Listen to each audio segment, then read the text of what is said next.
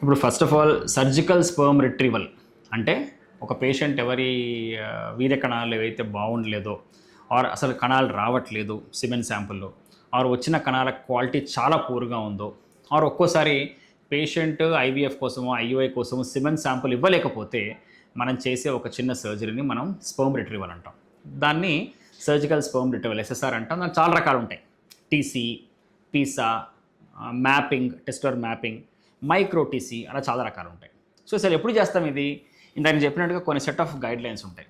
For suppose ఒక infertile couple ఉన్నారు, పిల్లలు లేని కపుల్ ఉన్నారు. ఈ హస్బెండ్ వయసు 37 అనుకుందాం, ఎక్కువ వయసు ఉంది, పెళ్ళై చాలా కాలం అయింది, అండ్ స్మోకరో ఏదో అనుకుందాం. బట్ ఫర్ సమ్ రీజన్ అతని స్పర్మ్ కౌంట్ బాగున్నప్పుడే క్వాలిటీ బాగాలేదు. క్వాలిటీలో కూడా డిఎఫ్ఐ అంటే డిఎన్ఏ ఫ్రాగ్మెంటేషన్ ఇండెక్స్ అనే ఒక వాల్యూ చాలా పూర్గా ఉంది, అంటే చాలా ఎక్కువగా ఉంది. అలాంటి పేషెంట్స్లో మనం అతని సిమెన్లో ఉన్న స్పర్మ్ కనుక వాడితే ఐవీఎఫ్కి ఫెయిల్యూర్ అయ్యే ఛాన్స్ ఎక్కువ ఉంటుంది. సో ఒక మంచి స్పర్మ్ రావడం కోసం, ఒక మంచి క్వాలిటీ స్పర్మ్ కోసం మనం ఈ పేషెంట్స్లో టెస్టెస్ నుంచి ఒక స్పర్మ్ తీసుకుంటాం. అక్కడ మనకి ఒక బెటర్ క్వాలిటీ స్పర్మ్ దొరకచ్చు.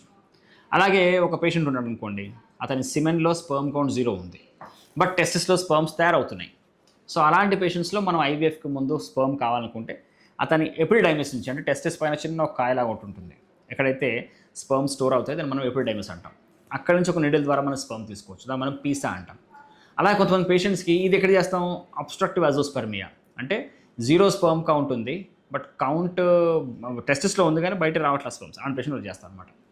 కొంతమంది పేషెంట్స్కి నాన్ అబ్స్ట్రక్టివ్ అజోస్పర్మియా ఉంటుంది, అంటే అసలు టెస్టెస్లో స్పర్మ్స్ తయారవ్వట్లేదు. వాళ్ళు అసలు టెస్టెస్లో స్పర్మ్స్ తయారవుతున్నాయో కనుక్కోవడం కోసం కూడా టీసీ చేస్తాము. అట్ ది సేమ్ టైం ఒకటో రెండో స్పర్మ్స్ కనపడితే కనుక ఆ పేషెంట్స్లో మనము చివరికి ఐవీఎఫ్ కోసమో ఇక్సీ కోసమో స్పర్మ్ కావాలనుకుంటే కూడా వాళ్ళలో కూడా మనము సర్జికల్ స్పర్మ్ రిట్రీవల్ ద్వారా, అంటే టెస్టర్ మ్యాపింగ్ ద్వారా ఆర్ మైక్రోటీసీ ద్వారా కూడా మనం స్పర్మ్స్ తీసుకొని వాటిని మనం ఐవీఎఫ్ ల్యాబ్ పంపించవచ్చు. సో సర్జికల్ స్పర్మ్ రిట్రీవల్ యొక్క ఉపయోగం ఏంటంటే, ఫస్ట్ ఆఫ్ ఆల్ స్పర్మ్స్ లేని పేషెంట్స్కి, అంటే సిమెన్లో స్పర్మ్స్ లేని పేషెంట్స్కి మనం వాళ్ళకి టెస్టిస్ డైరెక్ట్గా, అంటే ఆ ప్రొడక్షన్ అయ్యే సైట్ నుంచే మనం స్పర్మ్స్ తీసుకొని మనం వాళ్ళకి ఐవీఎఫ్ సక్సెస్ఫుల్ ఐవీఎఫ్ చేయొచ్చు.